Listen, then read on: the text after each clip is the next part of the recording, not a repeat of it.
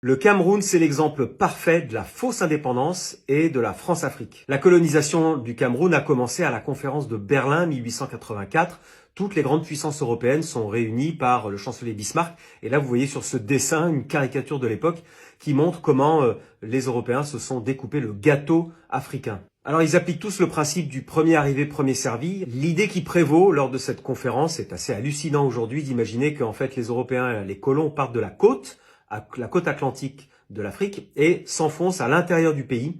Et puis ils décident que dès qu'il y a un colon qui rencontre un autre pays colonisateur, alors ils tracent une frontière et ils disent ici ce sera à moi, au-delà de cette frontière, ce sera à toi. L'Allemagne s'empare du Cameroun pour en faire un protectorat qui est géré de façon féroce. Les populations locales sont soumises au travail forcé et au châtiment corporel. Certains sont enfermés en cage, étudiés comme des animaux et expédiés dans ces fameux zoos humains dont je vous ai parlé dans une précédente vidéo en Allemagne et dans d'autres pays européens. L'Allemagne perd la guerre en 1918 à la Première Guerre mondiale et le Cameroun lui est alors retiré par la Société des Nations qui attribue cette colonie à la France sous la forme d'un protectorat à nouveau. Pendant les 20 premières années, la France s'emploie à liquider toutes les rébellions qui ont lieu surtout dans le nord du pays. La pacification de cette région s'accompagne de massacres et de pillages récurrents. Oui, alors le mot pacification est un mot régulièrement employé par les colons pour désigner de manière très cynique l'asservissement total des populations par la violence. Dans les années 1950, les indépendantistes du Cameroun fondent l'UPC, l'Union des populations du Cameroun.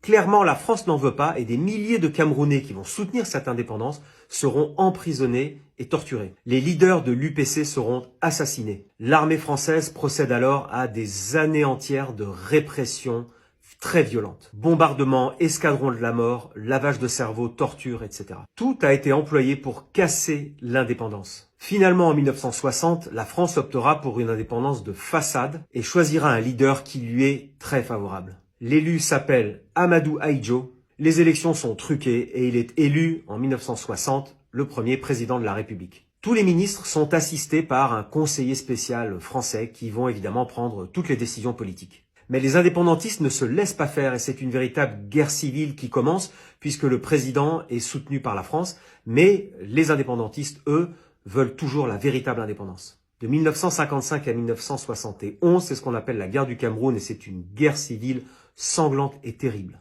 Dans le même temps, des milliards de dollars de la richesse du pays sont détournés pour finir dans des coffres-forts, bien souvent en Suisse. Il faut dire qu'il y en a beaucoup des ressources stratégiques au Cameroun. Il y a évidemment du pétrole, du gaz, du bois précieux, du café, coton, cacao, maïs et manioc. De 1960